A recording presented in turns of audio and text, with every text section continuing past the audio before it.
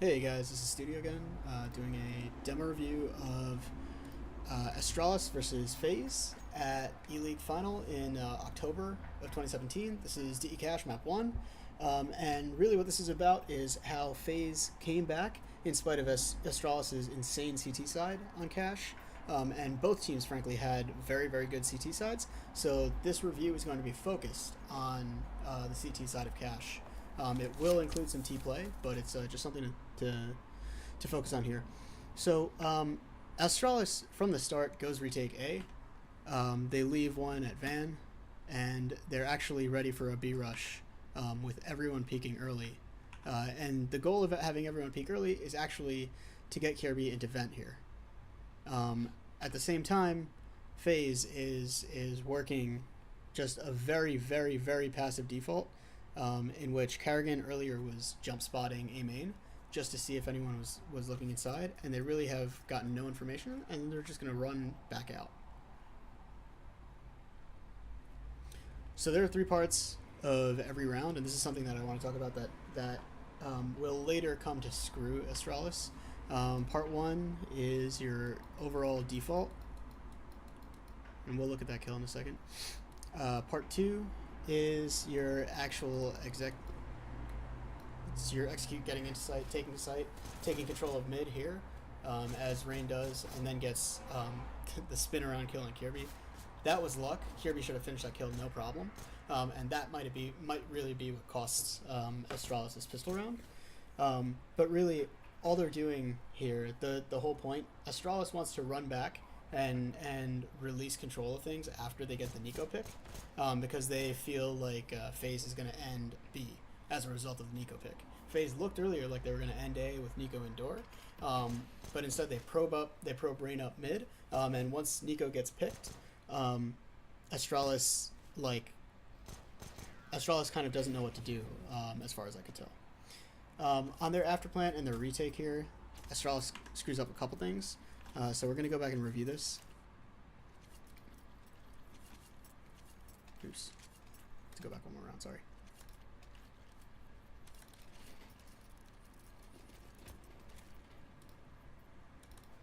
So we're going to watch Rain walk out mid. Nico gets picked indoor early by Device from Highway. So Rain gets his spin kill on... Rain gets his kill on Vent. And Glaive is ready for this execute as they come in. Unfortunately, Rain also gets Dupree on site, and if Dupree stays alive this whole time, none of this happens.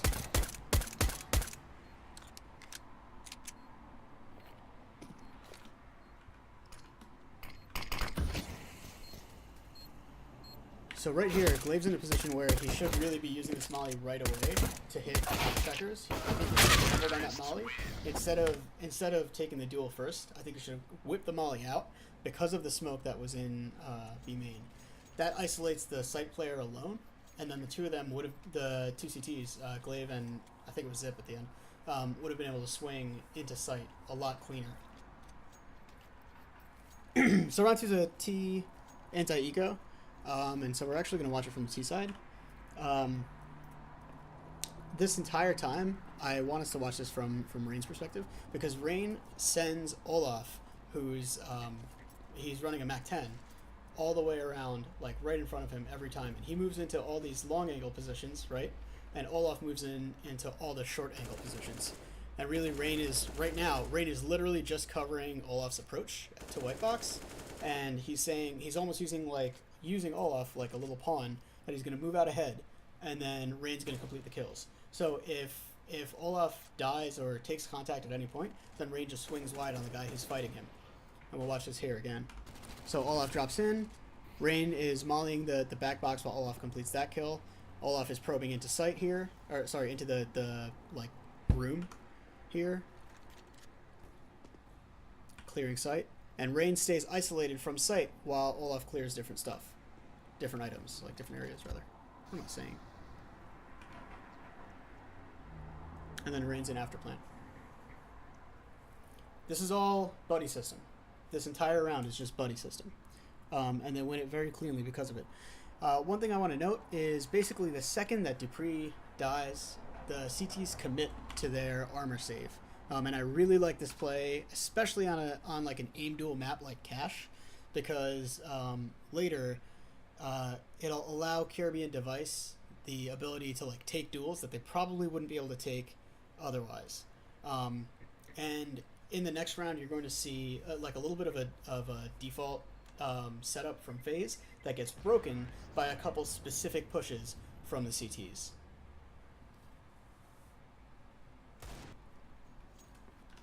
So we're gonna push through this. So Kirby is the first, and Kirby comes out to Highway, while at the same time you have a vent boost going on.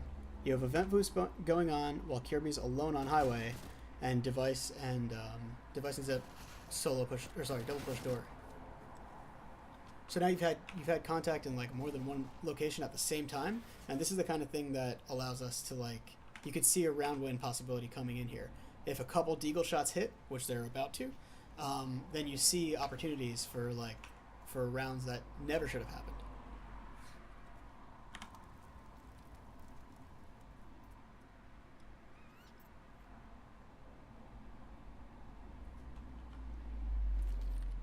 This is shotgun.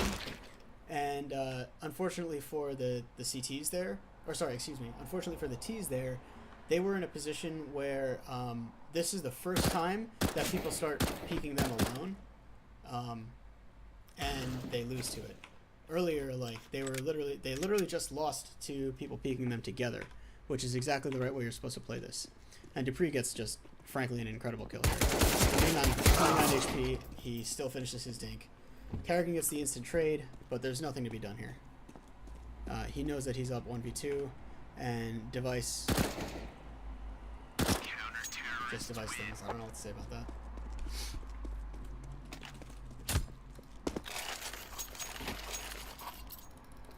So this is actually our first real gun round, and we're gonna watch this from Dupree and Zip's perspective.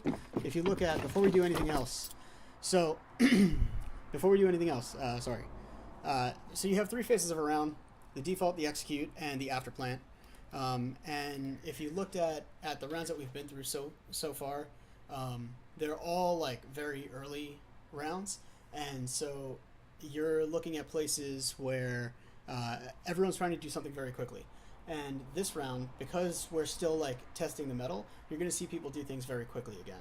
And what this is all about is going back to that concept of breaking a default. Astralis tries a B main push in order to fuck with the Faze default, and it just so happens that Faze intentionally also does not run their default. Faze runs an intentional 5-man B heavy to try and hero break the CT economy. What happens right now, as a result of the the T's winning 2 rounds and then the CT's winning 1 round back, the CT's have no bank. If they lose this round, they're broken at least for another 1 or 2 rounds. However, if the T's lose this round, they're broken for another 1 or 2 rounds. So the best way to make this round, to turn this game on its head, as far as the CTs are concerned, is to break them here. And by the way, Zipnix is going to hit some sick fucking shots in the round. So Olaf and Rain are caught off guard by this push. And Dupree is already in the forward position. He and Zipnix are Device and Blade are already outside.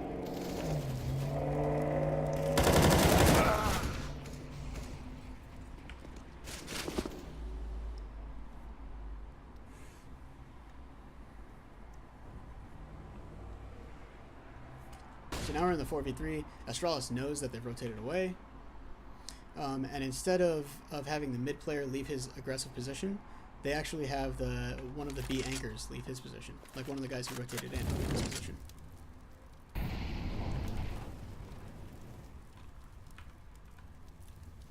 So Faze runs 3 door, and I think this is just a read. I literally think this is just a read from Astralis.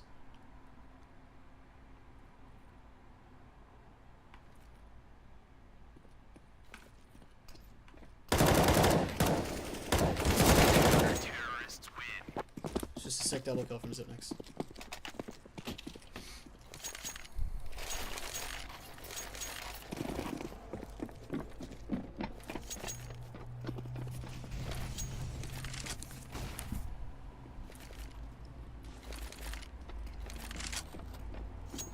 So I think this was kind of a sloppy setup early at B main. That Dupree took damage from Glaive is like using an entire clip on this. Either way, they could have been picking the smoke, but it's just something to be cautious about there.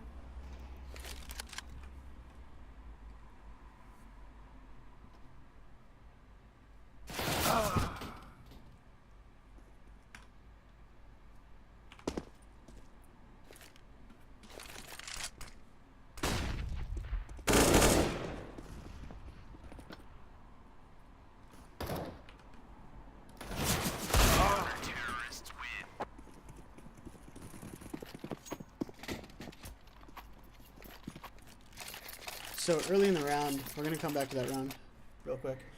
Early in the round, one of the things that I wanted to take a look at, based on knowing the T economy has now been broken as a result of the fast play round, we're just gonna watch what happens really early at A main, because it's actually a good like early control peak with angle isolation. Wait, is this the right round? This is the right round. Never mind. So, just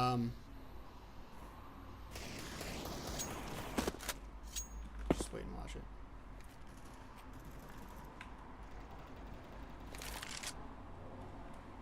That's right. This happens after the contact at B.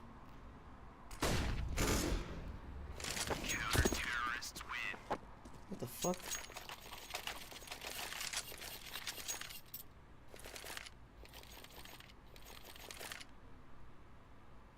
Sorry, I wrote something down for the wrong round. This is the angle. Okay, cool. So this round,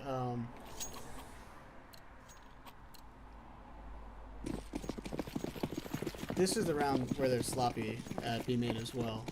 Oh, it was 2 rounds in a row. That's why. Okay. So Dupree's solo B early, and this is all while Glaive has just mollied mid. So I'm not sure that Dupree should have been peeking it like full wide like this. Like he's in such an advanced position, and it turns out that he's actually against 3. And the reason I bring it up is because later it actually loses phase around, which could have been like it was a critical round that they could have ended the game on almost. Here, one of the things that I want to look at is the synchronized A main walk. So right now you have Zipnix pressed forward and Kirby all the way up on top. And the thing that this is going to solve is that Zipnix is going to be in a place to like trade anyone who's close. Kirby's taking the long angle on purpose so that he can pre-fire people coming into Zipnix's crosshair. Just everything about this is perfectly played. Zipnix has done guaranteed damage and doesn't need to do anything with it now. Nico opens door and gets his kill. Gets his kill. I couldn't remember who died that way or not.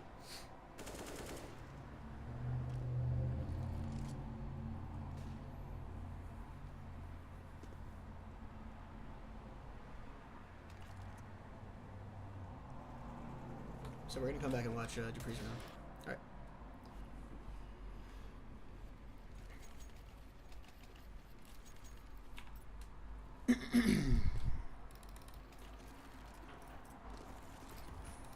So, like I said earlier, Dupree's alone, and Glaive has come into sight behind him now, after mollying boost.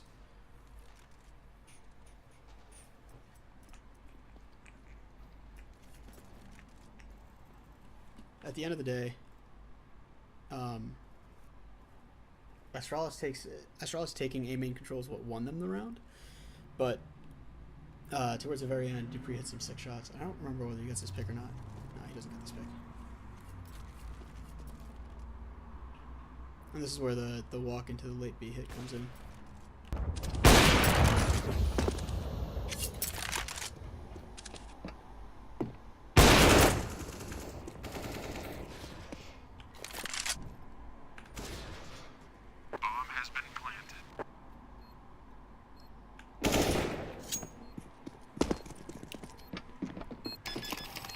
So when they came in for the retake, Device is telling Zipnix exactly where the plant is. Device watches the right, Zipnix watches the left. There's no way that Kerrigan can win that.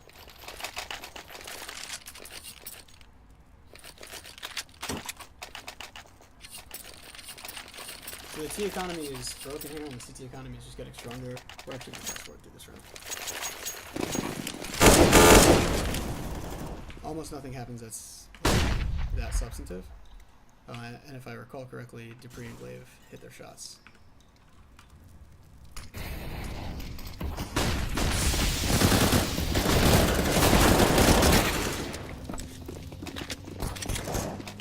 Nope, I'm running. Oh no, I'm not. Oh, this is the sync retake. Okay, cool. We're gonna watch this flash first.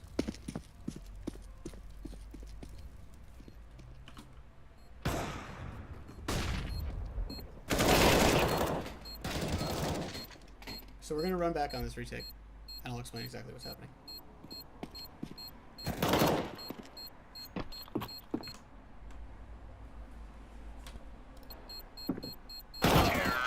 Right.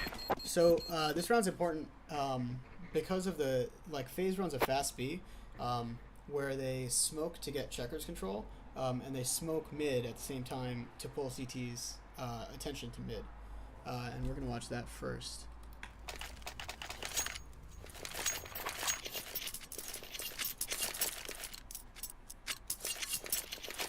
So we'll actually see this from Device's perspective because it makes the most sense. So the CTs have had their spam drawn out in mid here.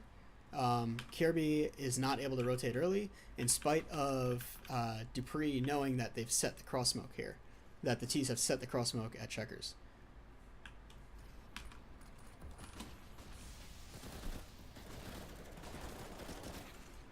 Alright, so we're going to run this back one more time. I wanted to show you what it looks like and feels like when the entry fraggers are coming in. That's specifically for you, Viathan. You had asked specifically about the entry frags. So we're going to observe the entire round from up here. And I'm going to walk through the entire round. So it's a fast B with it which incorporates a smoke out mid to pull CT mid attention, and then one cross smoke followed by an under vent molly. What's happening is that they sync the checker smoke and a flashbang afterwards, and that allows Guardian and Kerrigan to come. Sorry, excuse me. That allows the entry fraggers, Olaf and Rain, to come through the smoke from B main at the same time. They're actually not going to go checkers. Instead, they smoke checkers, they molly back site, they molly site itself. I think a smoke fails or he cancels it, and then they come through together.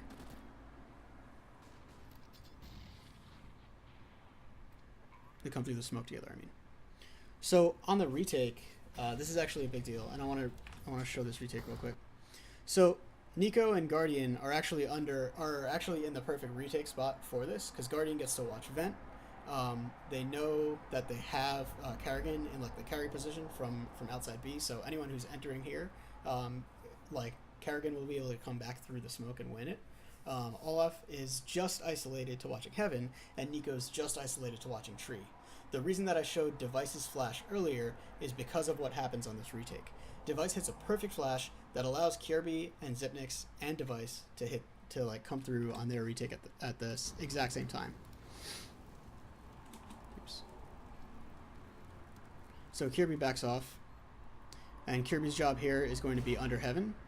Device actually pops the flash, comes through, gets Olaf at the same time that Kirby gets Nico. And then now it's down to the 1v2.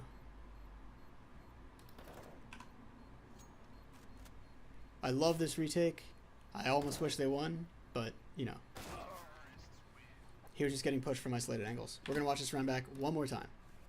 And this time we're going to watch parts of it from B main, so that I can talk specifically about what's going on back there for the setup. Alright, so Guardian, Kerrigan, Nico, Rain, Olaf. So Rain and Olaf are going to be walking up front into the cross smoke.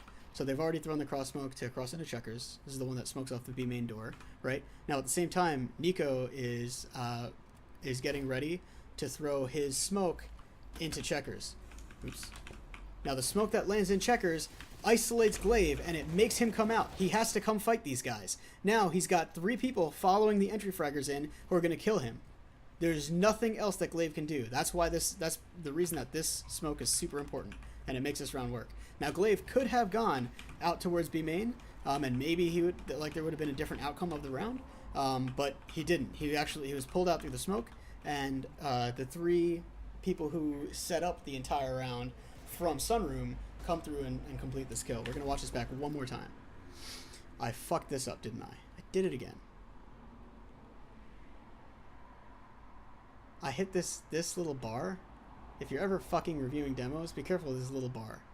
If you go to hit the back arrow, this little bar will fuck you. Yeah, fuck this little bar. It's hot as balls in my apartment, dude.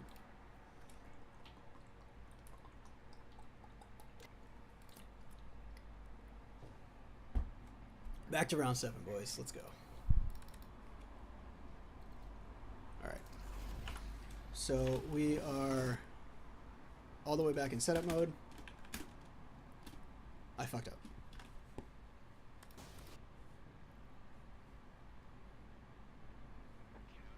Okay. Yeah, look at those feet angles.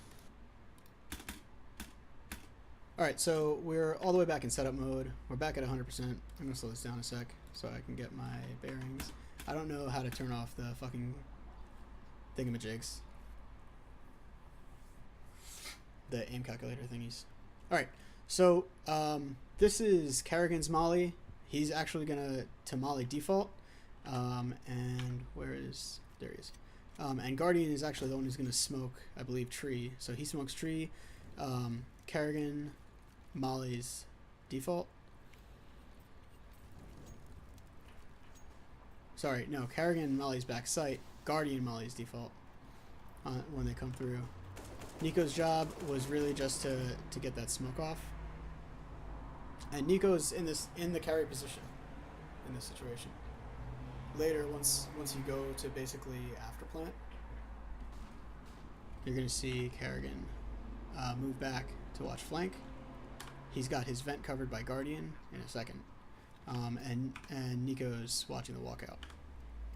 So basically, they always have someone posted on the walkout, and they always have someone with him. In this case, Guardian really already should have been looking at vent, in my opinion, but you know, I don't know.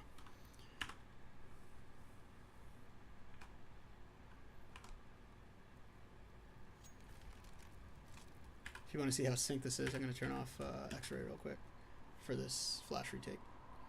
We'll watch it at 100% at 100 speed. So Olaf doesn't get fully flashed, but because he swaps down, he gets wrecked. Nico does get fully flashed there.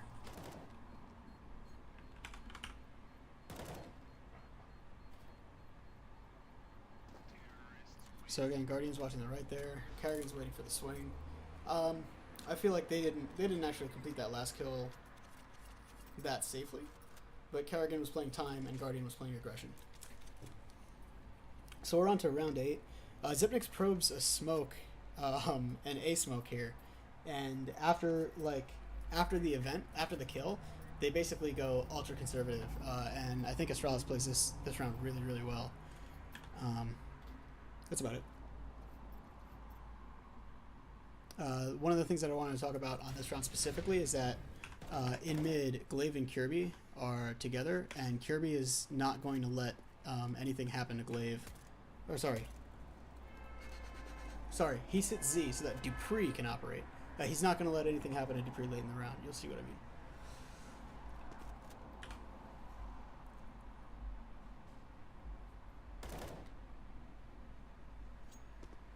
So Kirby falls out and goes to like a much safer position. Glaive's already in vent, and he's just going to sit there the rest of the round. But everyone has pulled back after Zipnix's early peak.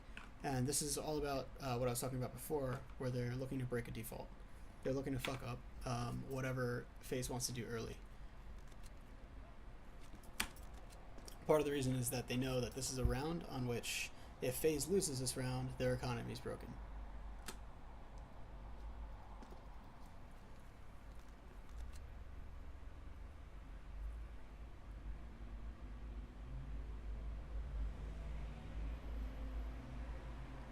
So here we're watching Dupree approach mid. They know they're in a mid-contained strategy. I'm going to talk about this in the next review. And Dupree's job right there is really to just cover his cover door and cover forklift player. And Kirby's job right there was actually to cover Dupree while he's covering different parts of the map. So the whole point there is to just respond to things happening in mid and to respond to things happening on A site once they know that it's A.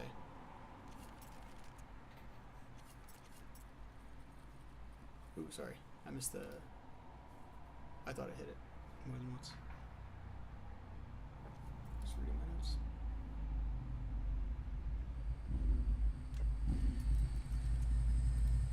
Okay, so we're gonna do this one from like a macro perspective. We're gonna talk about Zip's push early. Why not Dupree right now? Okay, so Zipnix.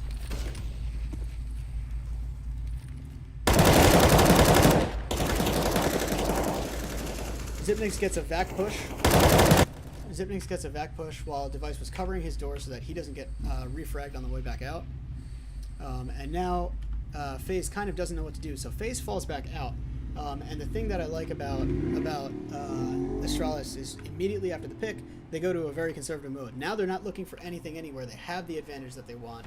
They're leaving Glaive in vent, but even Glaive is like not properly threatened here. And part of the reason is that it's a 5v4 and FaZe has to figure out how to reset. They have to make a mid-round call to figure out how to reset. So ultimately, they move people over into positions where if you look at the map, and now I'm going to pause real quick. If you look at the map, they've now given up all of mid, all of B main, and in fact, really all of A main too, because what they've planned for is to box out against the A site and not let any like free untradeable frags happen. So when Dupree comes up to help A, that's when Kirby wants to take back control of mid. And the whole reason that Dupree is coming back to help A is because these guys are getting sound cues. Sorry, let me clear this up.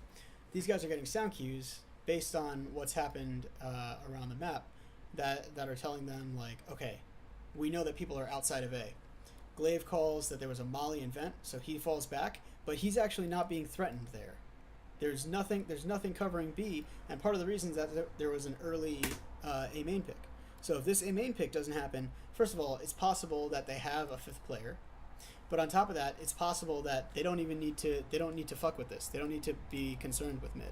But the fact is, they took vent control with that molly. And that says, Glaive says, okay, I'm dropping out of vent.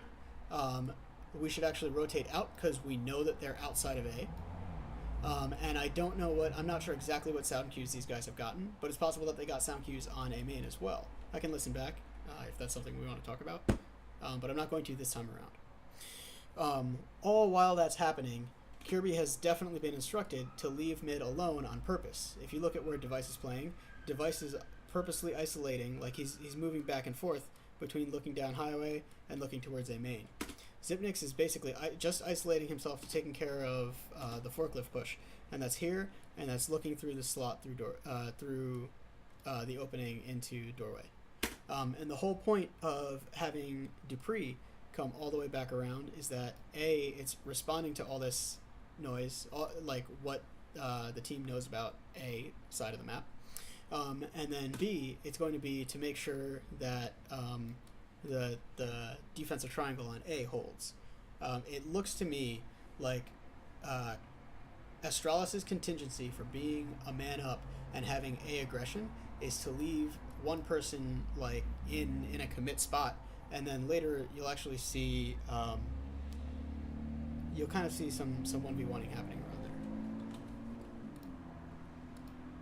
So we're gonna watch this from the mini map in order to illustrate this point a little better. So Guardian has control of mid, and Kirby actually knows that they have control. Glaive may, in fact, even know that Olaf is in vent, although I doubt it because he would have had to have that noise really early. So Nico and Kerrigan are looking for picks here. Dupree gets Guardian as he swings around. Sorry, I don't remember who. As someone comes up to trade Dupree, that's when Kirby peeks out. So they've intentionally given up all of that control, and we're going to watch the round from the map again. They've intentionally given up all of that control so that they don't have to fuck up, so that they don't have to fuck with anyone in mid. It's all about playing just a numbers advantage. There's no way that FaZe can slam 4 guys into a site without getting traded. That's the theory behind this setup. Oops, what am I doing? I went back around by mistake.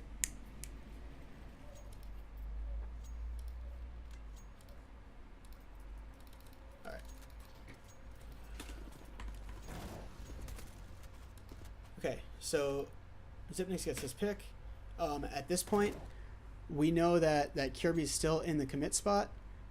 Nico's going to back out, and I believe it's Nico who throws this molly. It's either Nico or Kerrigan, I can't remember. So there you go. Nico throws his molly, Glaive falls off. They know that there's people outside of A now, and they've given up mid entirely. Kirby is going to rotate back into Z from the truck coverage, and that's going to allow basically that's going to allow for a reaction to mid later in the round. And Glaive is just anchoring B.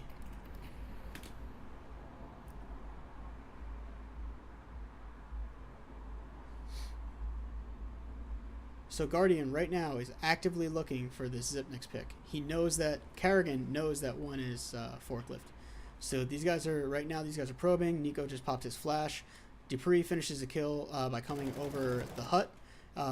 Dupree almost gets traded there. Kirby kills Olaf Meister in the back from Z while he's trying to kill Dupree, and it's just perfectly covered. I think Device was the only guy who died there as a result of that. And Device was in the position where he was going to have to take contact. He was in the commit spot on site. So round 9, I don't actually remember what happens here.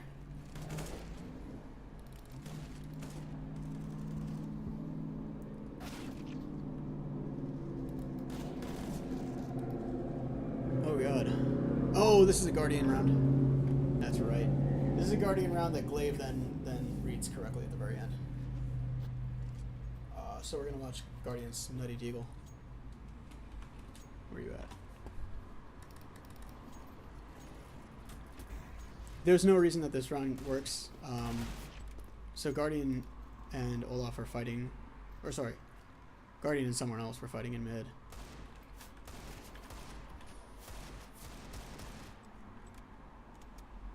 We're only going to watch this once.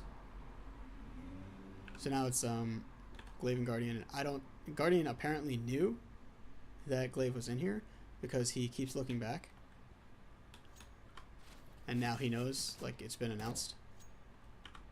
And I think they both go to, they both end B. Guardian could have gone faster, like right away, and he would have beaten Glaive by a wide margin. But instead, I think he just waits to see if it's possible that Glaive doesn't come in. And unfortunately for him, Glaive gets the timing and wins the fight. It's just timing.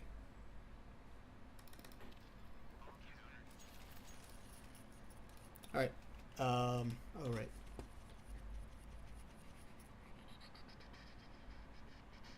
So this is one of those rounds where Astralis breaks a default really, really well. And the way that they do it is by like looking at what FaZe's pattern is and saying like, okay, where can I put someone to again fuck with their pattern? Remember the door push, remember the very early B main push. So what FaZe ends up doing is kind of interesting too.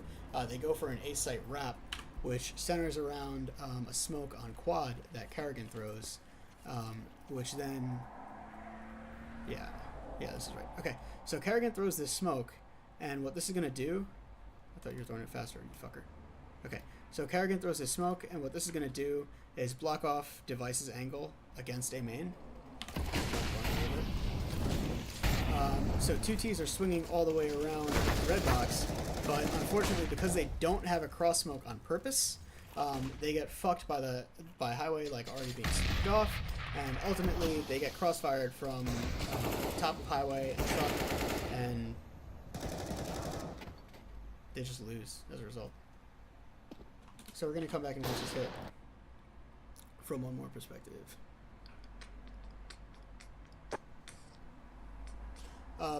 Personally, I think this hit is close. Really close to being really fucking nice. But I think they needed a couple flashbangs in here to close out this E-Box guy. Alright. So the smoke is in the air. There's a T-smoke on top of Highway. And right now, E-Box does not get flashed. And E-Box really should have been flashed, because he's allowed to, like, get himself into the fight just by flashing. Oh, I thought there was another guy truck too. My bad. Frankly, Zipnix just hits good shots there. I believe Kirby killed the guy who boosts, throws this Highway smoke, and then he just dies right afterwards.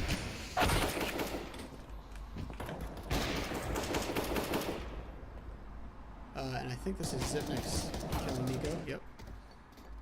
And then Guardian's alone. And he's already in a position where it's like impossible to recover, to like save the op. I don't know exactly what happens, but I think he gets out and then dies. Alright. So oh, you know what? I'm gonna show that top Highway smoke. I don't remember who throws it, but I'll find out.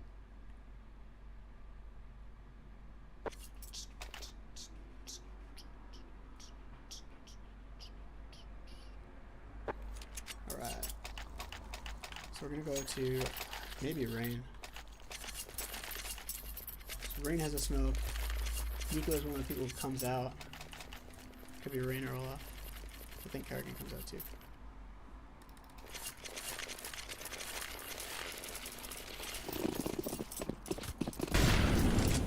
Alright, so the gist of the round is actually that they take A main control under this op. They have an op posted to watch the flank here. Sorry, to watch the push, while two people move into the anti-flash position and then come into A main. Oh, and this is where the pit comes in. Sorry, I forgot about this. We're gonna come back to that in a second. And now it's just angles. Okay, so we're gonna come back to Kirby's round. This is important because this is how they break the default. Astralis probes smokes a lot, and right here specifically, Faze like has a great potential A site rep, but Astralis is saying, okay, like what's, you know, how can I push someone in? They've now pushed door once. They've taken A main control. They've taken B main control. One of the things that they haven't done is walk mid. And this is why breaking the default here is really good. It's really fucking important, because what you're seeing right now is that Kirby comes in and says, okay, there's no one like sitting around here. There's very little noise being made, and he actually catches Kerrigan on the Highway rotate. Kerrigan's job here is to actually come out Highway late and come up mid and fuck with the rotating CTs. Once that gets shut down, there's no flanker, and now the CT flank is completely defended. Like, basically, no one here has anything to worry about. Kirby's taking care of that, so Dupree can push in loud. There's no way that these Ts can salvage the round once like the first or second kill come in. Once Zipnix survives at top of Highway, basically these two guys have to still kill Device, and then they have to defend the retake from everywhere. It's just impossible, and that's why, you know, breaking the default is really important. That's why pushing through and having synchronized aggression in different places is really important. Round 11. So again, Astralis knows that the T economy is broken, and it's basically they could be one round away from buying something. This is the fourth round loss bonus.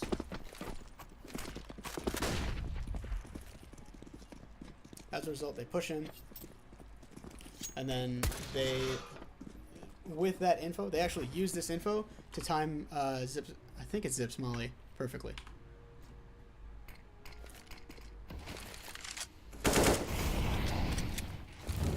So there's one from Device, and I think there's another one from Zipnix later in the round. No, I'm wrong. There's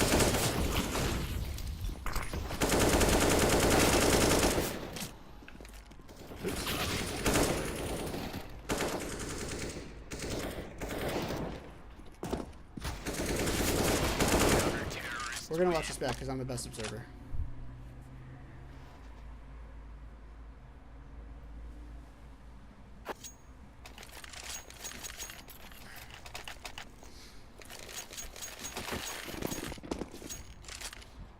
Alright, so they push B. Oops. So Astralis has pushed B main and taken full control there. At this point, Zipnix knows that these guys are all stacked up because he can hear them. And this is the point where, well, not this point now, but Device uses a molly about 15-20 seconds before the clip happens, and all of these guys are basically made to wait, and it's just a 5v5, possibly less, and there's almost no way that FaZe could win that just running through smokes there. So we're gonna come back.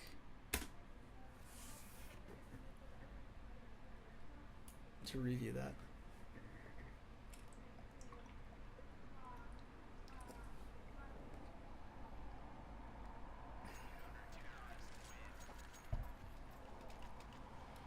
So we've seen it from the map. We've seen it from Zipnix's perspective. We're going to watch from the T side. So right now, Astralis is taking control of B main. They know that no one's there. They're rotating all the way back.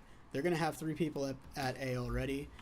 Glaive also leaves. Like, Glaive is ready to go. Or, sorry, not Glaive. Dupree also leaves. They're ready to go. They boost Dupree in event, by the way. And this molly right here canceled the execute. So there's no way that FaZe can actually beat Astralis out onto their site. It's a known anti-eco. Everyone's got guns. They're ready to go. There's guns up.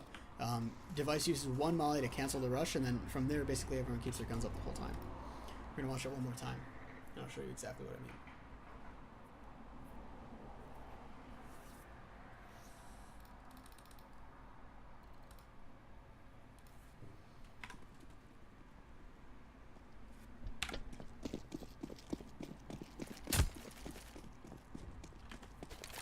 Astralis takes B main control.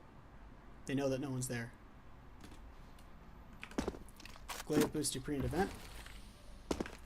And Dupree is checking mid. They also know that no one's out mid. So now they know the door's open, and basically at this point there's only one place they could be. Device throws his molly in to cancel this execute. Or at least throw it down. And then he uses a smoke to create for himself a smoke wall. He knows he's anti-eco here. He doesn't want these people to free frag him. He still gets dinked, but he completes 2 kills here. That's all he needs to do from MBK. The rest of the round is taken care of by his rifles.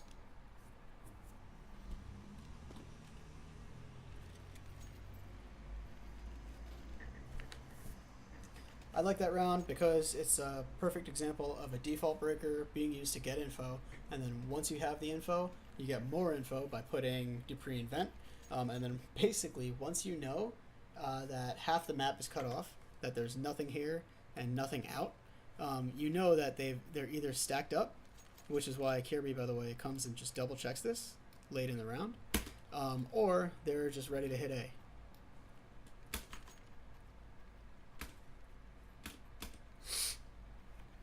So round 12, there's a CT double up, and I believe Dupree gets timing.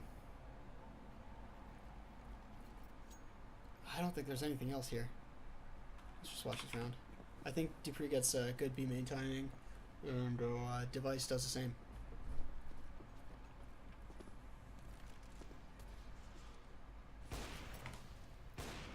That's it.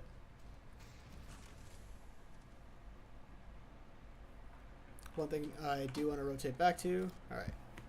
So I suspect that Astralis set this entire round up to have Dupree go take this peak, and it's all based on Dupree's spawn. Look at exactly where he is, and this is why I want us to come back to Device's round. Excuse me, not Device's round. Someone else's round. We're about to watch someone else's round, not Device. Because they send three players B early. They go 1-1-1-3, so that they can have support just in case Dupree doesn't hit his shot and doesn't land his pick. So Glaive and Kirby are already here and ready to go. Kirby's in the anchor position. Glaive is in the forward trade position. Device hits his shot basically at the same time that Dupree hits his. And from here, it's... I don't even remember what happens. I think the CTs fall out and drop mid again. So they have Glaive in vent. Dupree's covering his back. And then they fall off... they fall off mid. They fall off highway. Device is isolating himself into angles that he alone can take with his op, right? And Zipnix is just in that same support spot at E-Box. Remember the anti-eco round where these guys are running... Excuse me. It wasn't... I don't remember it being an anti-eco. I don't remember. Zipnix likes this spot for this round specifically because it allows him to operate in different areas. He can stand on top of E-Box and peek down mid just like he just did. And going back, they've already got Kirby in Z again. And so he's isolating against the highway player. And Kirby's isolating against mid. And this time, I think Kirby completes the kill. Excuse me, Zipnix completes the kill, then gets traded, but it's because Kirby wasn't in Z. If Kirby was in Z, he would have killed Nico right away. But Device also, I think Device gets the bomb down on A site, and that's why Kirby felt it was important to rotate up the fan. If you were looking at it the way that they were looking at the previous situation, they should have left exactly where they were. One E-Box or highway like that, this area, supporting Device because he had his support, and then one in the shoot him in the back position from Z. We're on round 13. This is a straight B rush by FaZe, and I'm watching A. Fuck.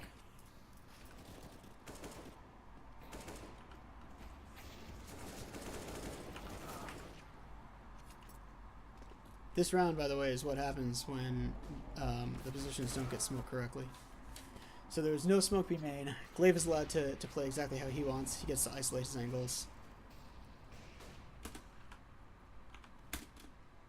And it is, even though it's a 3v2 double op here, this is another situation where they flash the same positions correctly. Zipnix swings on Olaf, while Dupree is going to be allowed to watch and check B main. So we're going to come back to that actual retake, because the retake is important.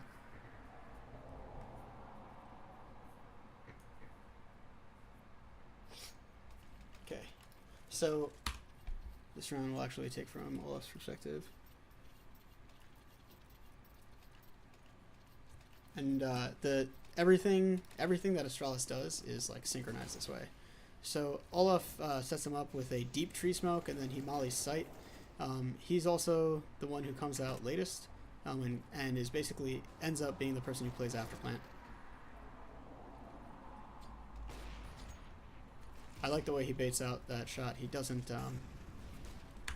he doesn't go into the same angle that Nico just died from to Device, which that happens.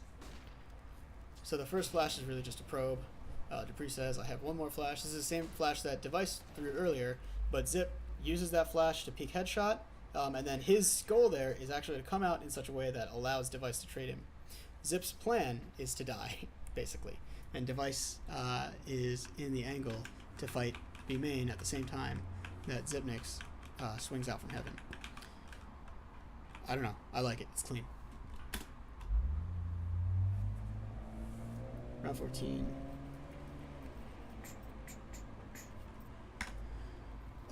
So one of the things that we talked about very briefly has been breaking defaults, and one of the things I like about Astralis in general, they do this on every map.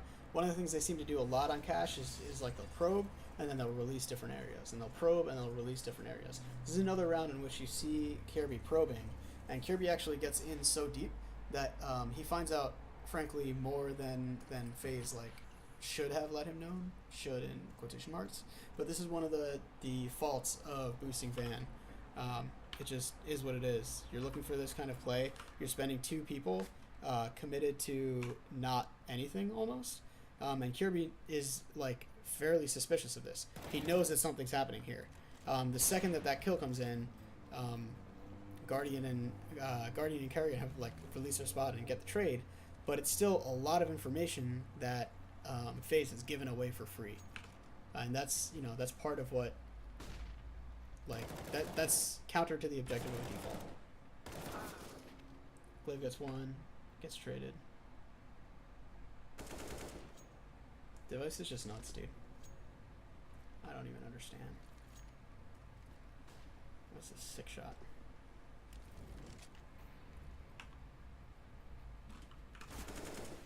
Yeah, and if you watch the game streamed live, and cast it, you were seeing like Nico's perspective from this spot.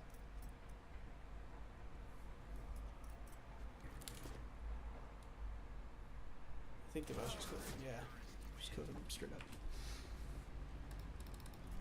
Okay, so we are on round 15, and round 15 is actually also not that important. But this time you're going to watch the anti-probe again, you're going to watch the probe from Astralis again, but this time you're going to watch a slightly better default from FaZe, where Guardian does not give up, does not spend resources in one area at the expense of another area. And obviously, I don't mean to put that against Guardian. I just mean that he's going to be watching mid, where before they were trying to boost over Van. So they get mollied early, and Guardian's listening hard here, obviously. So at the same time that this boost is happening, Guardian's coming into mid to just protect it, double check it. Olaf is fucking around. Olaf is fucking around with B-main at the same time. So Guardian's walked all the way around the smoke. He just wants to establish himself. It doesn't look like he's actually putting any presence in, but he's scared of Vent because he knows that they boost Vent often. That's what his entire peak is about here. By the way, I don't know if you noticed, but early Kirby plays mid and has his utility for mid, right? Later in the round, Kirby and Device swap.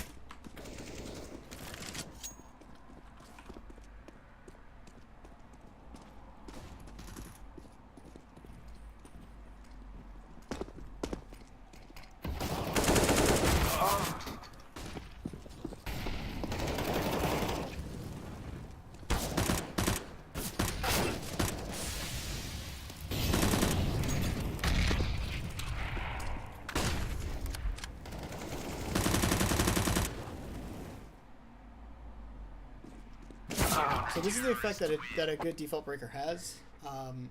When Kirby pushed through mid earlier, he's now slowed down and made FaZe really scared of all kinds of angles and different spots. We're going to go back and watch Glaive's kills, because I think this is actually the first round that his back checker spot gets revealed.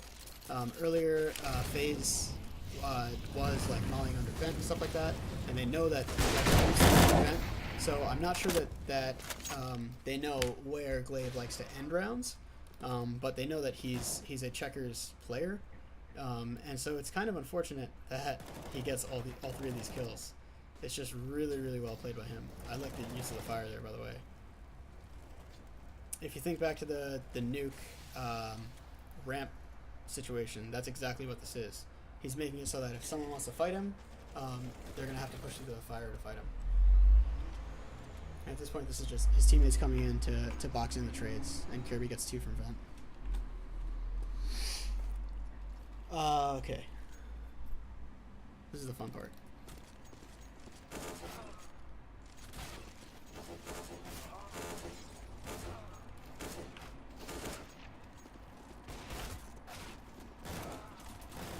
Alright, so we are at the second half.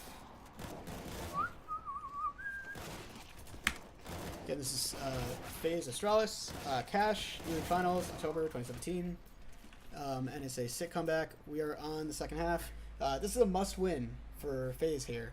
They're basically down 9 rounds on Cash, on a, in my opinion, slightly two-sided map, but that's not the point. I think the cool thing about this round is that FaZe basically plays similar to Astralis in that they'll play like kind of retake, leaving Kerrigan alone at highway and leaving Olaf in mid to protect Kerrigan's back. But really the cool thing here is that Nico is allowed to make plays into B site, in spite of the plan, in spite of everything.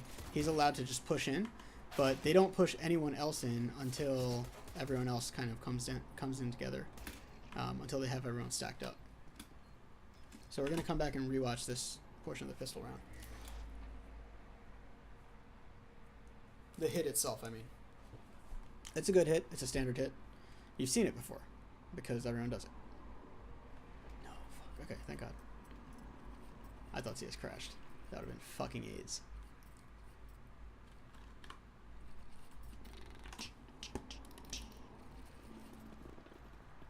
Okay, so early, they have someone check B. Sorry, they have Guardian go help B. Once they know that it's an A hit, Nico's allowed to take these duels on purpose.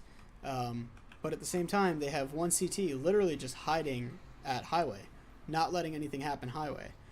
Guardian pushes through the smoke, and I don't remember whether he gets a kill or not. But the whole point, yeah, he does get a kill. He gets one, and then they swing on truck together. The whole point of this is that they peek almost nothing alone. The two highway players, Kerrigan and Olafmeister, come up highway together and make it so that either Forklift is going to die to one of them, or Forklift is going to get swung on by the guy who just killed Quad. It's just a coordinated retake. They're telling each other exactly what they're peeking, when, and why.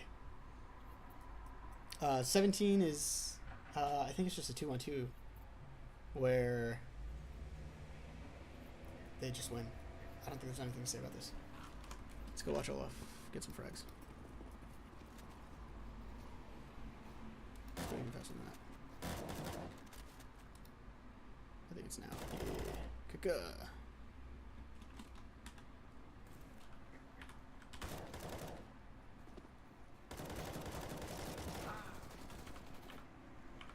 Oops, it was carrying. I'm done.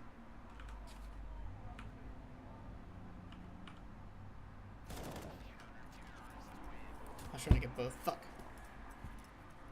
I knew that Nico got one of those.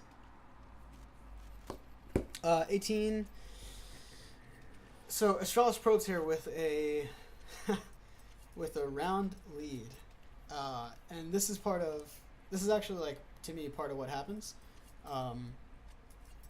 to Astralis. They get kind of into this position where they take a lot of positional map control with utility slowly, but if they don't have the utility to work with, like if they don't have mollies and they don't have nades to flush spaces out, and they don't have enough flashes to, like, clear everything, they end up in situations where they start, like, they'll probe, and then they'll get a little bit, like, if they get surprised, they won't know whether to push forward or pull back.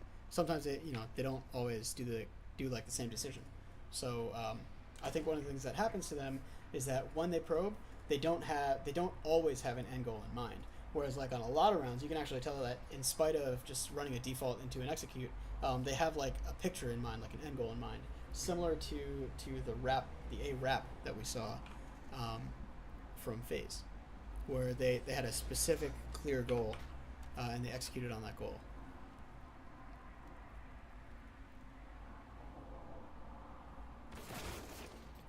So Rain gets picked here, and immediately after Rain gets picked, one of the interesting things is that everyone pulls off of mid, like all of Astralis pulls off of mid, and they leave Device alone to lurk. And this is where it's, like, done well. These guys are actually pretending that they're going to take B, and instead they pull off entirely of this whole half of the map. They allow Device to lurk up to create space here, and Device loses his kill against Olafmeister, unfortunately.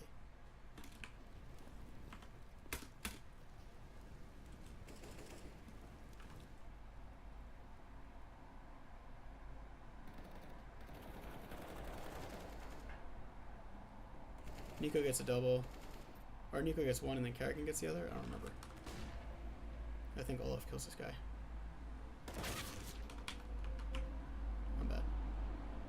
Oh, no, sorry. That's right. This is the round where Zip saves nothing. Okay. There's another round where Zip saves nothing. It's even worse.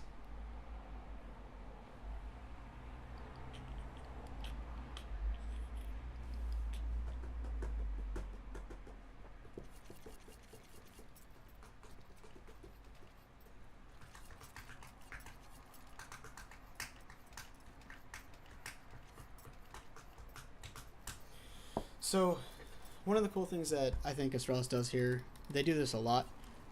You just saw me talk about Device lurking up mid. They also left Dupree in checkers, so now they've got inroads to like both sites.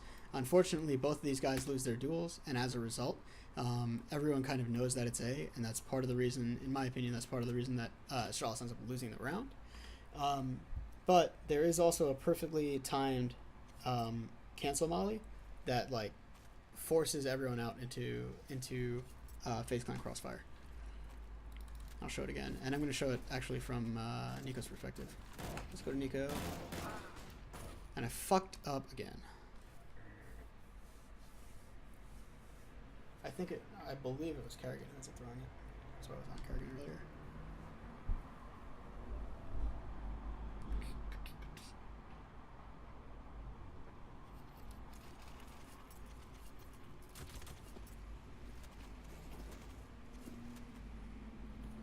So they're probing at B. They leave Dupree and Device. Dupree and checkers. Device is walking mid, and Olaf gets this kill here. And now Nico. Here's a flash. There's a perfectly timed. What the fuck? Did they throw that themselves? I think they threw that themselves. Maybe I misunderstood what was happening on this first watch.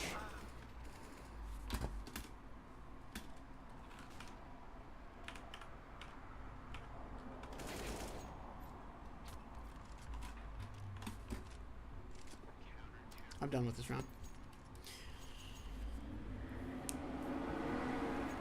Alright, so one of the cool things that Astralis has actually been doing is like they've been probing into different spots and then falling out and starting to take control.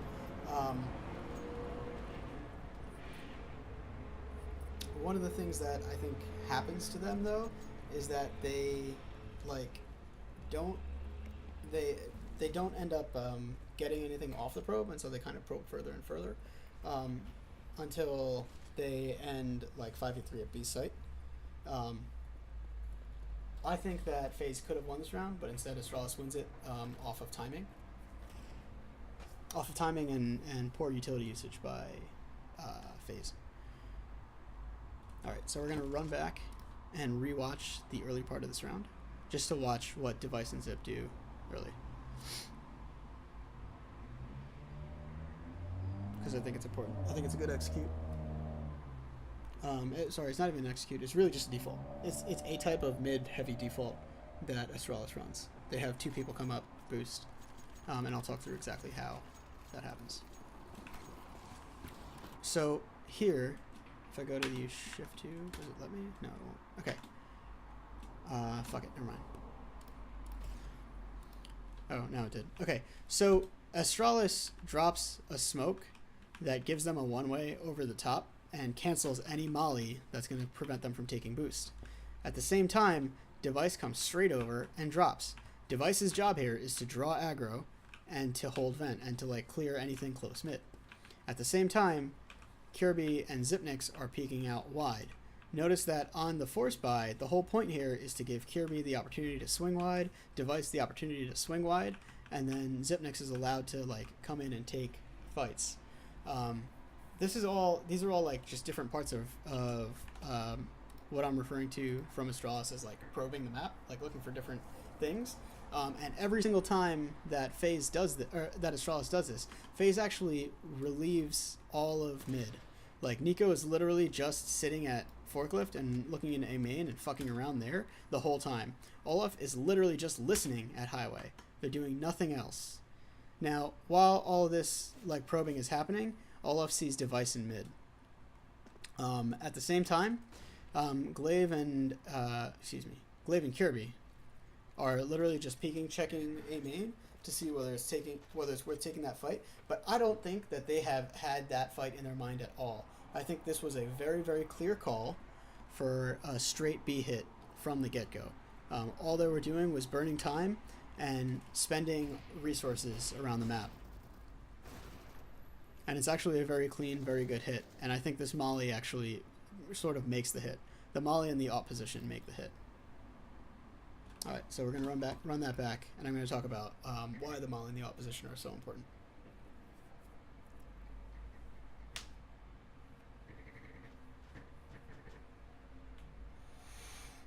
Frankly, I think FaZe just got surprised in spite of hearing them in B main. And that's kind of important. This is a really important round. FaZe could have accelerated their comeback, but instead, nonsense happened. Nonsense ensued. All right, so you have Rain. Rain's down in the anchor position on site. He's basically going to stay there the whole time, and Guardian's a player who rotates on and off. Guardian and Olaf basically swap from mid to B, like at different points on the map. So I'm going to talk about this hit right now. I think that Guardian's op position, all of this, like everything that you see here, is predicated on like one way of playing the map, which is a I don't want to call it puggy, but I think it's actually kind of puggy. That the idea here is that like this op gets one kill, and then he comes off, he backs off, and he gets another kill. But I don't think that actually is going to work against a team like Astralis, who have drilled out this take so that they have multiple people enter this peak at the same time. And you'll see it from their perspective. I'll show you from their perspective in a second. I think Dupree is probably the right perspective to show there. And then Rain mollies front of sight. So Rain mollies a position that would prevent the T's from coming into the front of sight, so they actually all commit to this angle. Now the problem with this angle is that Olafmeister, if he was up here, if he was in the God angle from heaven, he could have actually killed people in the front of sight if Rain tossed the molly to the side of the sight and prevented the headshot angle. So if you prevent the headshot angle, Guardian still gets to isolate and fight this open angle. Rain still gets to crossfire into this angle, and then Olaf can actually shoot people in the back as they're coming through. All of the T's basically wrap all the way around, and they get a single isolated kill against Rain. Guardian picks up his first, but then he dies to 3 people at the same time, and Olaf is basically locked out because the only guy that he can see is the last guy who's lurking with the rifle, Zipnix, who's he's in the carry position where basically all these guys are supposed to come out, draw aggro, and then he's supposed to be the one finishing the kills from long range. And so we're gonna watch this from Zip's position early. Oh no, wait, sorry, we'll watch it from Dupree's position early. That's what I meant. So they literally only have one flashbang. Dupree literally just jumps the corner. That's all his job is jump the corner to draw aggro. He actually gets the frag onto Rain, and then Dupree and Kirby are like in this slot where they either get the kill or they don't.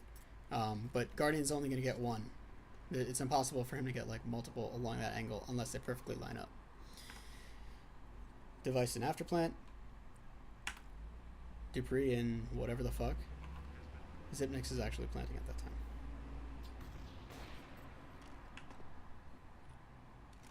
Basically, Dupree was already on because they got the double kills so fast. Dupree was already on retake cancel duty.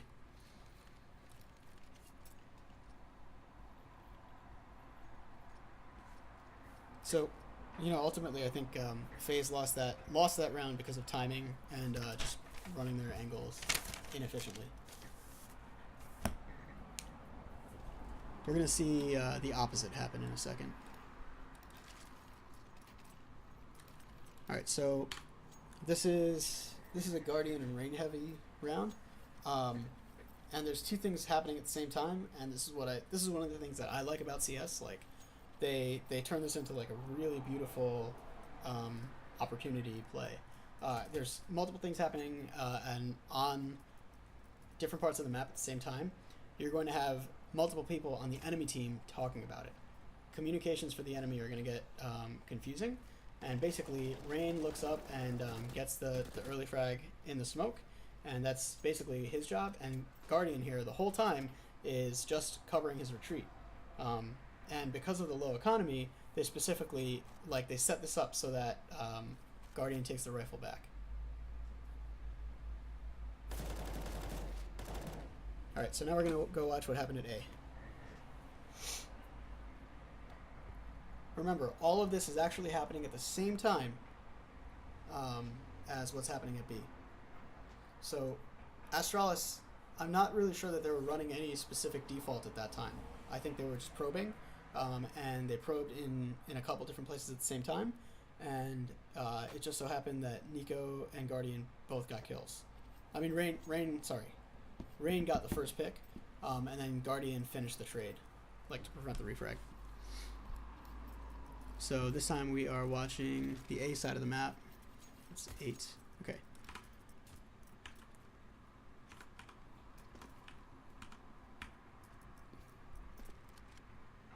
So Nico is close door, and he's actually waiting for Kerrigan to be in a God Flash position for door.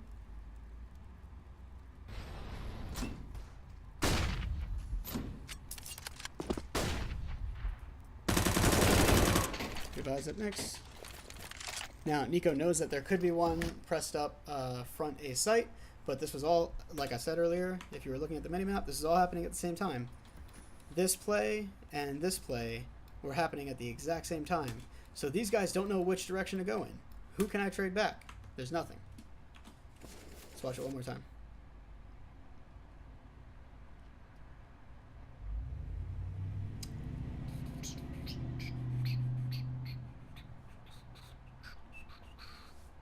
By the way, Astralis almost wins this round, and it's really off the back of Dupree and Device. Dupree's nuts. Everyone in this server plays like a fucking sick game. Oh, oops, hit the wrong key. Alright, so we are going to lose people at B main at the same time that we lose people at door. So Rain gets his pick. Glaive goes for the refrag. Dupree and Device are a little lost because Device doesn't get the opportunity to pick someone up because of Nico's smoke back on A main. So now Dupree, I think they're just going to walk out mid together. But now they're just probing again. Device gets white box. I forgot that Device got white box. I didn't write that down anyway. Again, Device is just probing. Dupree's walking out alone.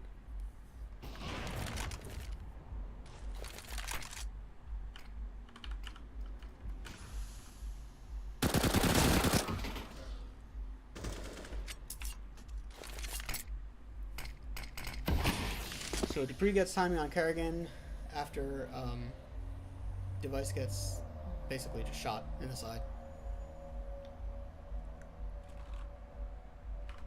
Notice how the CTs literally are doing nothing until they know things for sure. And I also like that Nico's not convinced. Now he's convinced. And now Olaf is already on the run. Or, excuse me, Rain is already on the run.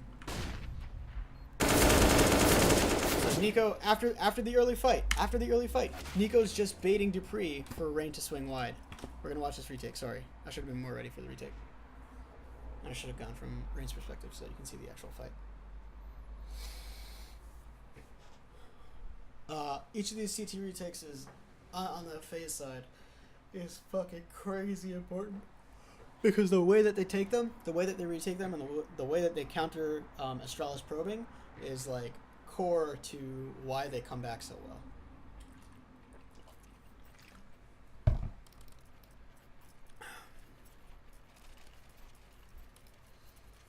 Alright, here we go. So they get the early kill. Nico, remember he smokes A main. Oh, right.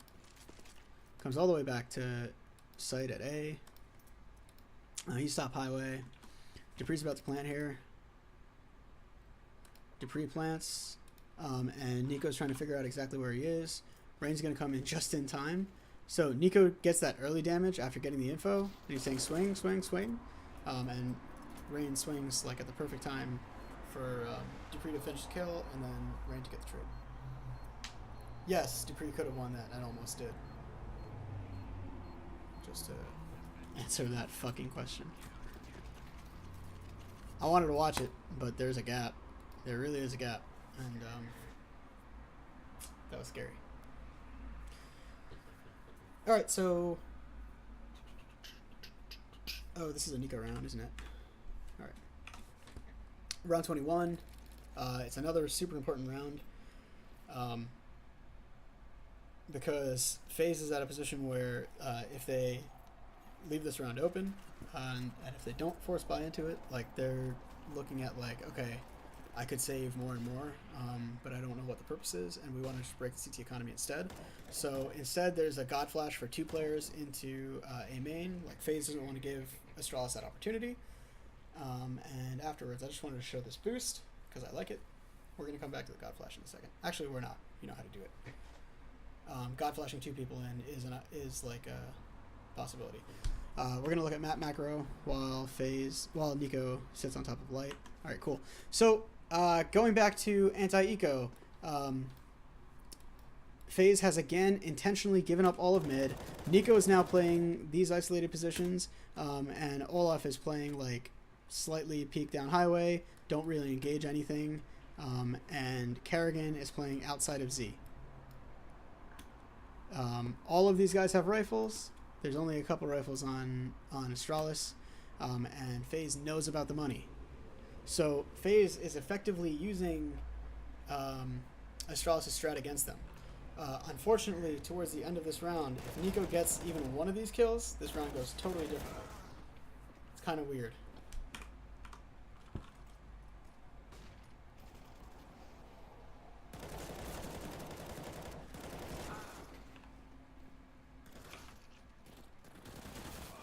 Oh, whoops.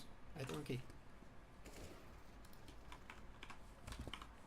There's actually nothing fancy about this retake.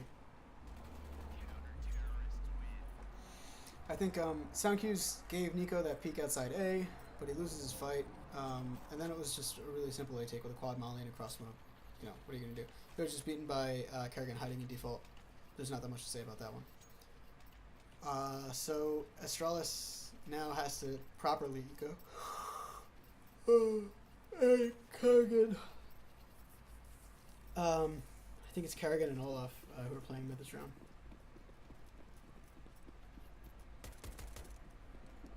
Kerrigan and Olaf will be playing highway. And we're going to watch this actually from the T perspective. They molly boost early.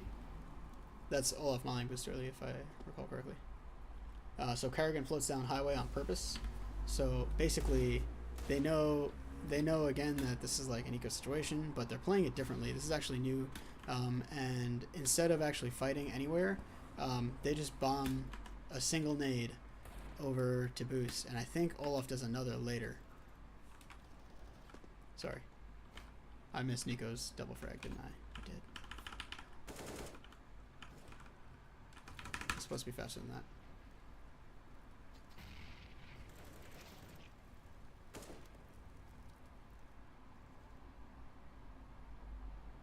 Alright, so this round is made by, I just want to show what they do in A main.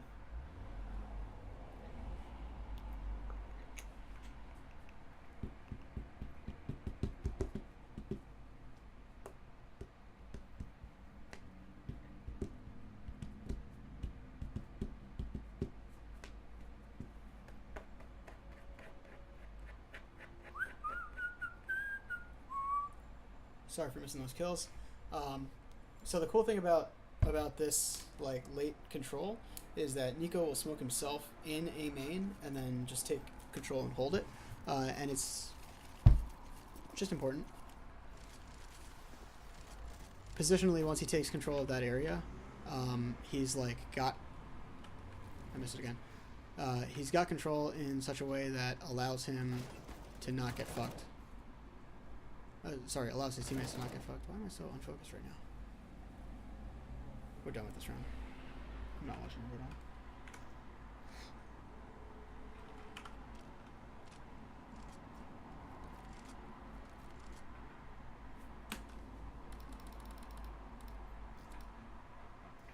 Olaf wins this. Yeah.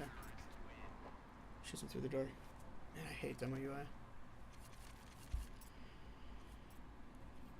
So Astralis goes for a really specific fast B play here. The whole point is for Astralis to threaten, but like I'm not sure. I think Astralis pulls it off correctly, because Faze actually has like a slightly sloppy B, but unfortunately for Astralis, and this is like the probing thing, Astralis pulls out after the pick, and watch Olaf's like he's just a positional fuck up. It was just like a big mistake there. And unfortunately, now they're down a man for no reason, and they know that Astralis could easily have like full B main control. So we're actually going to run this back, because the thing that changes the round for Faze is the way that they played mid. So instead of doing like the 2-1-2 thing that they were doing before, or like the one outside of Z like they were doing before, or the 2 highway, the 1-2-2 style, they're actually doing a 1-2-2, or they have Kerrigan in a commit position, and it's important because it puts him into a position where Guardian can then op white and then swap to opping Z.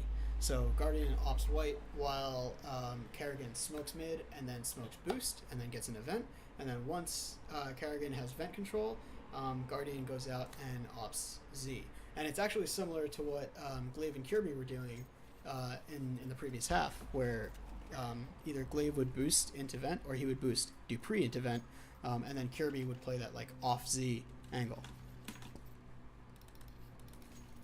So we saw the strange positioning from Olaf, and this time I think there it is. So Kerrigan just smoked and mollied. Guardian falls out after his molly is done, and Kerrigan's in a position to respond to B immediately.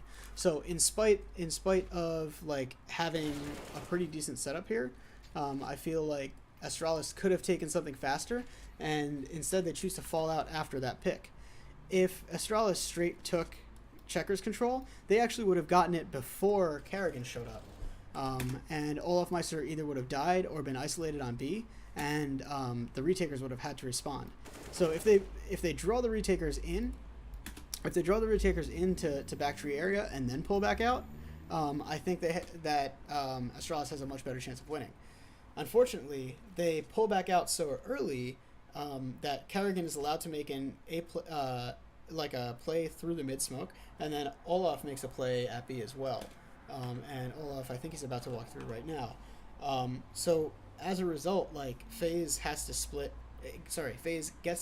1-1 because of the amount of time that Astralis has taken. So we actually didn't see Kerrigan's kill, but Olaf gets timing onto Kirby, and Dupree doesn't get the timing back. He just gets the trade. And it's really unfortunate. So we're going to watch the other side of the map real quick. The irony of Astralis having good default breakers earlier is that FaZe is throwing back some default breakers into them, like having Nico standing alone in a main, just behind a smoke, inside a main, holding off the entry door. It really ends up fucking them.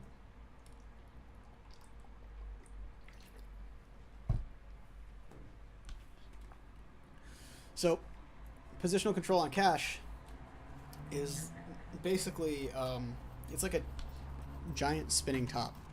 Like, if you're here, then CTs get to push through, right?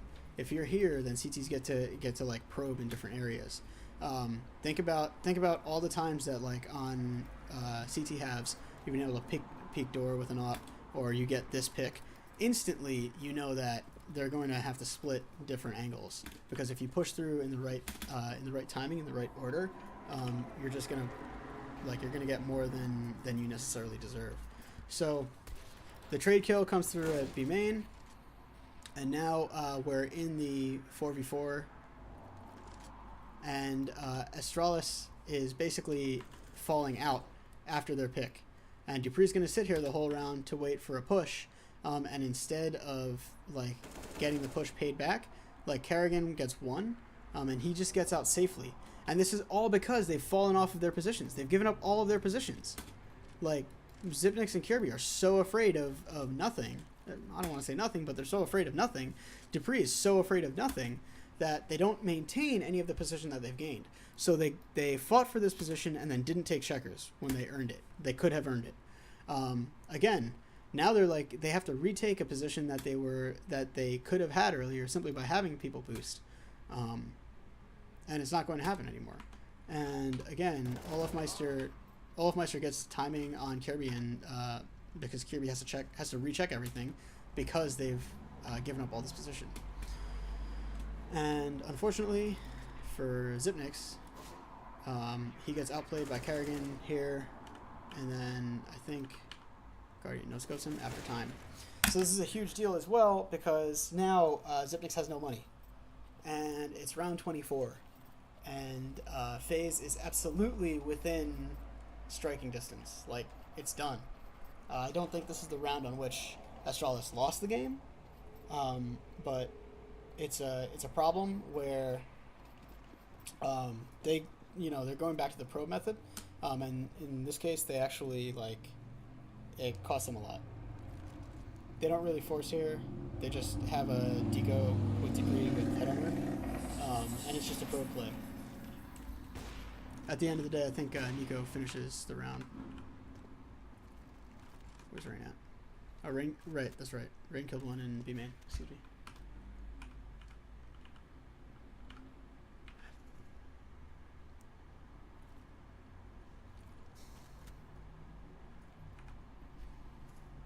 I don't remember why FaZe pulled Olaf over so early, other than to say that it was because of the B main kill. Nico has balls of steel here. I would be fucking running, because why bother fucking with the deagle? I think he gets this guy right here.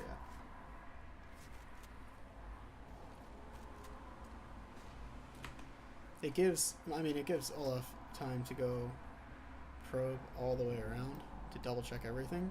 And this is what I meant earlier, where it's like these guys are just looking for something, and unfortunately for them, Rain anchors his spot perfectly, Guardian's covering his rush, and we're gonna end with Nico just getting a proper anchor double kill. Olaf trades the vent kill.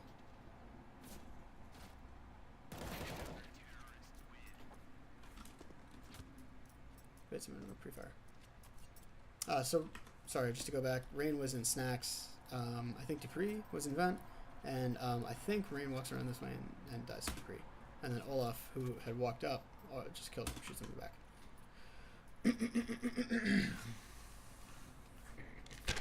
Round 25.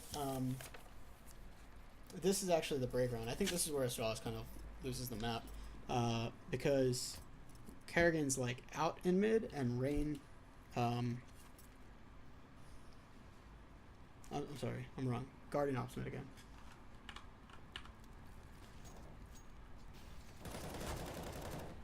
Oh, but this is the one where they take the fight. Sorry, this is the first time that FaZe actually takes the fight. So Astralis has been doing this mid default where they smoke themselves off to cancel any boost molly, and then they come up through the smoke, kind of using it as a one-way if they have the opportunity. But the big picture is that this is a really important round where this is the first time that Astralis' mid-hit gets challenged. And in fact, I think they had Guardian smoked off, and Kerrigan actually just kills two. He just gets both kills. He's just out mid, and Rain gets boosted into Vent early. If I remember correctly, and FaZe actually wins because of the vent boost, and we'll see that in a second. The reason that I say that Astralis that this round loses Astralis the game is because this is the first round that they go head to head in that in the big mid fight where these guys want to take control here, and Kerrigan's not going to give it to them for free. There it is. That's the one. So Kerrigan counter flash, even though it doesn't blind anyone, he gets both Kirby and Device alone, and Olaf Meister gets a kill after Rain got boosted. Rain gets boosted, checks mid, and then runs away. Checks mid, completes a kill, and then runs away. We'll actually watch it again. I want to watch this again. It's an important round. because basically once you have, they're actually playing 1-3-1. It looks like they're playing like a regular 1-2-2, but Rain being available in mid to trade back the kill on Kerrigan, like puts them in a situation where there's almost no way that they could lose mid, in spite of the way that Astralis has been playing it. They would have to combine with a Vent Molly in order to do that.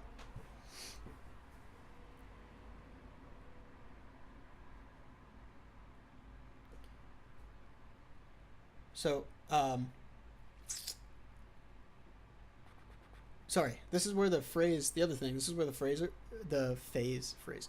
This is where the fraggers on phase are like warmed up now, and now they're feeling confident, and this is why it's poison to Astralis' chances here. That's one of the things that I wanted to just like bring up in general. If the picks aren't coming in, so Rain does complete the kill on device. That's who it was. Okay. Olaf is actually probing, like Olaf is watching Rain's back, and then once all this contact has come down, Olaf is like, okay, there's been contact here. Oh, what the fuck? There's been contact here. There's been contact here. There's like all this shit going on, and we've just killed 3 people. Like once he kills this person, we've just killed 3 people. I'm just gonna fucking run through B. I'm just gonna run through B and see what happens. Once nothing happens here, Olaf is like, I hear nothing. I hear nothing. I hear nothing. I hear Zipnik's running away with the bomb. And Olaf realizes and sees, and he just shoots him in the back. That's it. I don't even care what happened to the other player. Doesn't matter. I didn't write it down. I know they go double highway though. And then Nico solos catwalk again. Nico likes that top catwalk spot. Cat cubby. Above the forklift cubby. This is a Guardian round. So, hang on 1 second. Let me check their money.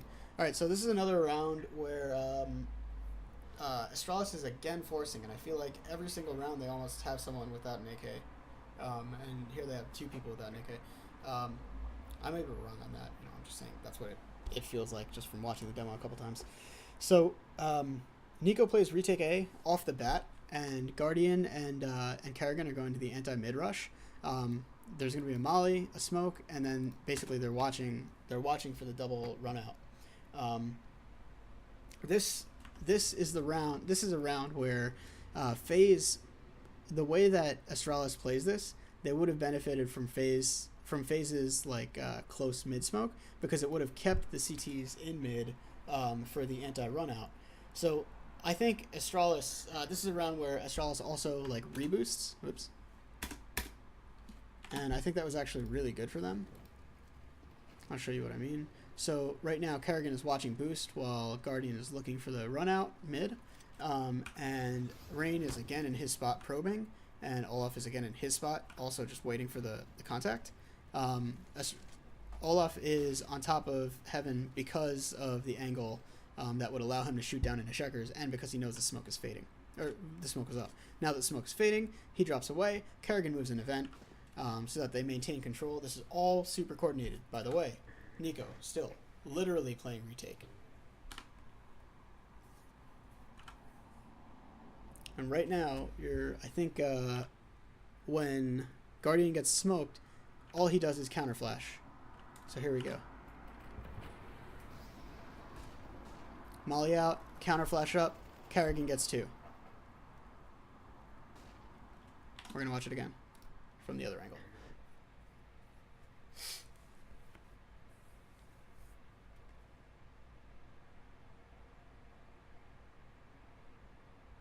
The reason this one's important is simply because of the coordination. Kerrigan goes back into vent and creates all that noise at the same time that they know people are like close mid, and he draws that attention, and he gets under boost, and this is basically like an anti-flash position. So Guardian flashes when the Z smoke comes in, and then Kerrigan is ready for the anti-flash to double kill. Later in the round, I think Rain hits like a nutty double kill at B main. And this is a round on which Astralis is like completely broken. Their economy's broken, I mean. Also mentally. Alright, so this time we're going to watch parts of this round from Guardian's POV.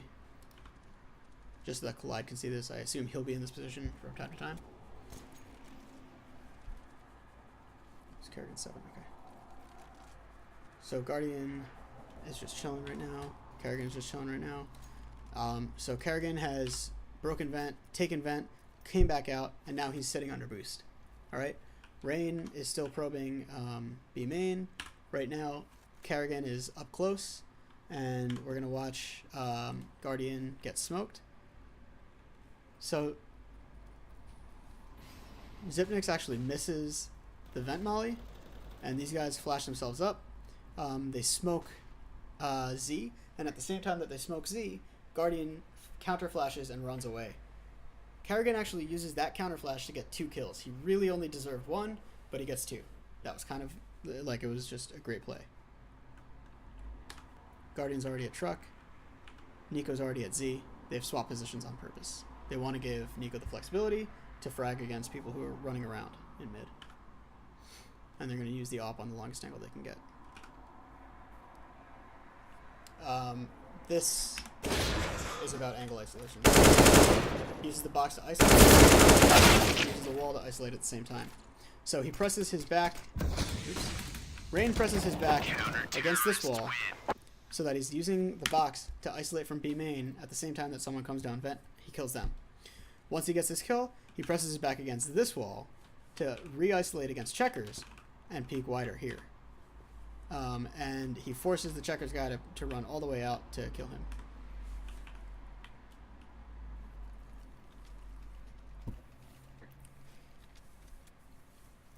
Rain breaks eco here, if I recall correctly.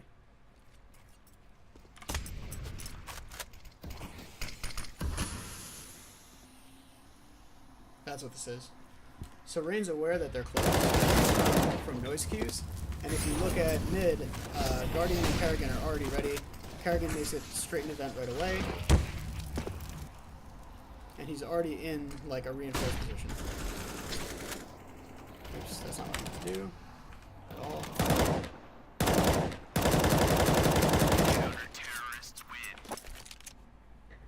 We're gonna rewatch that because of the misclick. Sorry.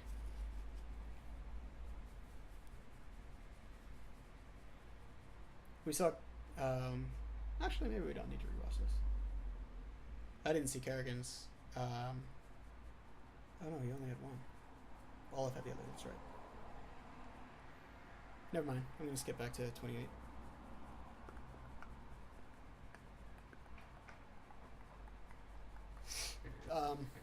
Some of these rounds are important because of the T economy, but at the same time, it was 13-13, and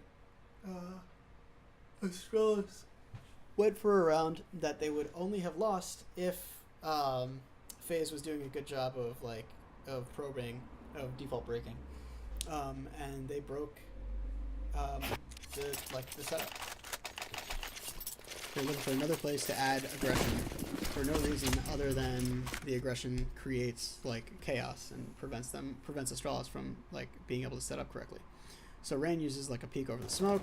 He gets the kill on Dupree, and now he's in a commit position. He's swinging out. Olaf is in the position to kill anyone who chases him. And they've already put Kerrigan in the back of checkers. That's Kerrigan's kill, okay. Or that's Olaf's kill. So Kerrigan gets his 1, Rain has a second already, and finishes the round. It's round 28. This round is super important.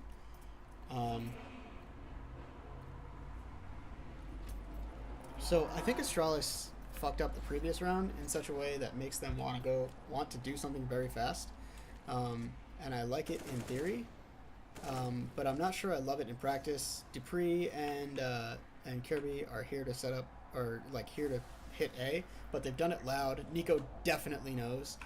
He knows that there are people in A main for sure, and you're going to see Glaive and Device enter later to set up for what ultimately is just a fast exec.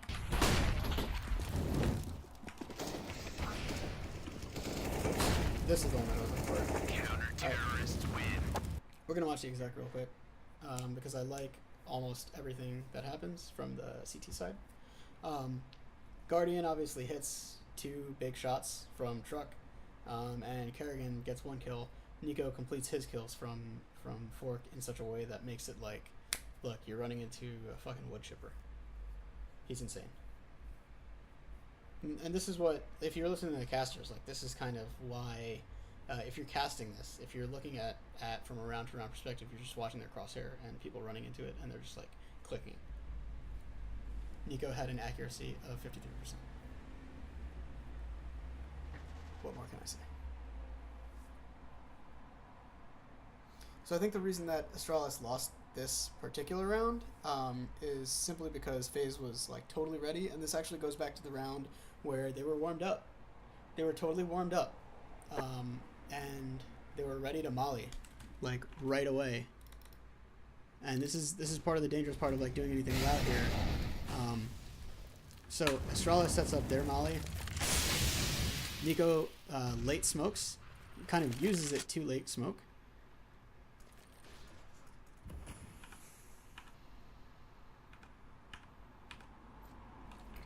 So now that door's open, they tell Guardian to be ready. Guardian hits his first through the smoke, hits the second on the way out. Nico completes 1, and then hard carries for the second. It's match point. I think Kerrigan completed this on the cross. Killed the crosser. So FaZe here, this is like the opposite. This is basically, they do the same thing that they did the previous round. It's a 3-1-1. I think they gamble, and the reason that I think this round is kind of silly is simply because this is the way that Dupree played a previous round, which Astralis did not lose, but they could have lost. And FaZe basically allows Guardian to play it the exact same way, and he does lose. So once they've beaten Guardian into sight, like they're already here with the bomb. It's a straight rush. The 3-1-1 was a gamble. They sent 3 people A. The second that all of this happens, Olaf is like already fully pushed through door. Olaf basically went through door. They had 2 people holding sight. Olaf was basically a default breaking probe, and it just so happens that Astralis went B instead. There's almost nothing to say here. And in fact, I'm not even sure that FaZe comes in here. I don't remember. Oh, yes, they do. Sorry.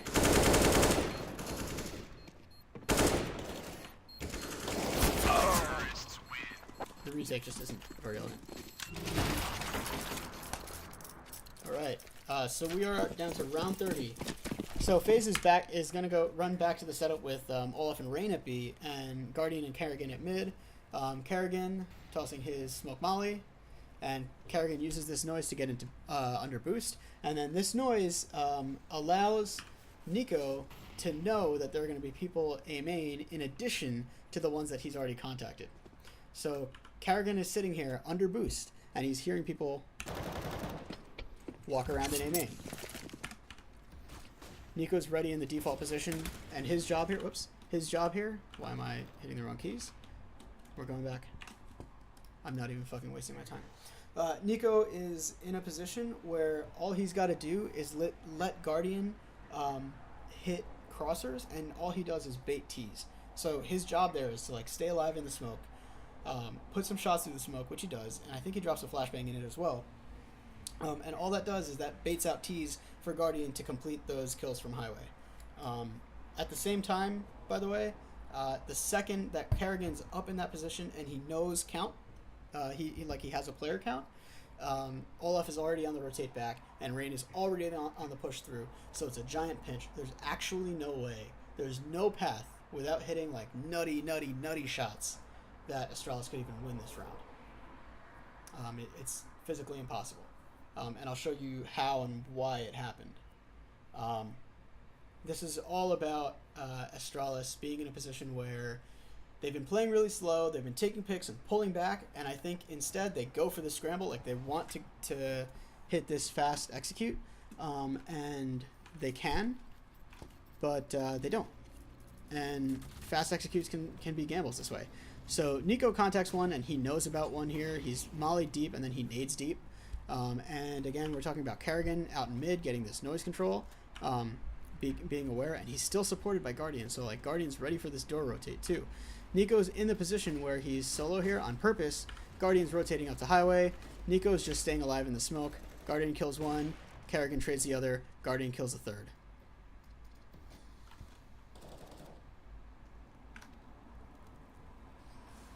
And now these guys, literally, they have no choice. They have to just run around and probe. And on the retake, this entire retake is all about rain. And we're going to watch real quick as Device... Oops, why am I... There we go. Device and I think Zipnix is the one who gets timinged. But basically, the second that they start engaging from other places, Olafmeister and... Guardian start pushing in, and Rain's the one who swings wide from main. We're going to watch the retake one last time. I hit the wrong key. I went to Olafmeister instead of Rain.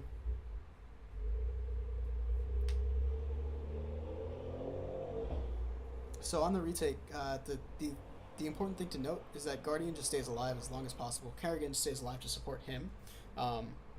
Nico has already basically spent his life just baiting for the crossers, for the cross killers, who are obviously Kerrigan and Guardian from highway. And Olaf is in the full retake position. So once you see the setup that there's one at truck, two at highway, your site player has just died.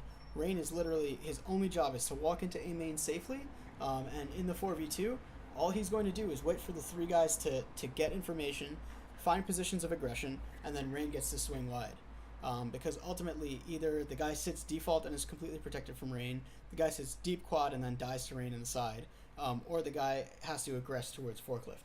In my opinion, I actually think that Device should have pushed in somewhere and should have gone more aggressive while Zipnix planted the bomb.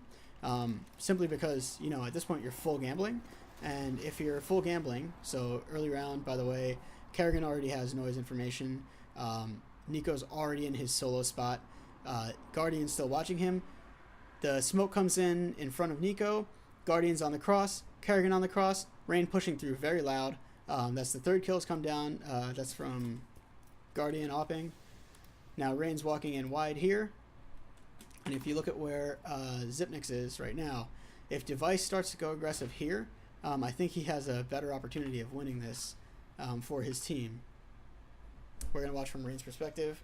And if you look at these three guys, these two guys are literally just stacked up, and they're going to start coming in once Rain knows he's got the kill.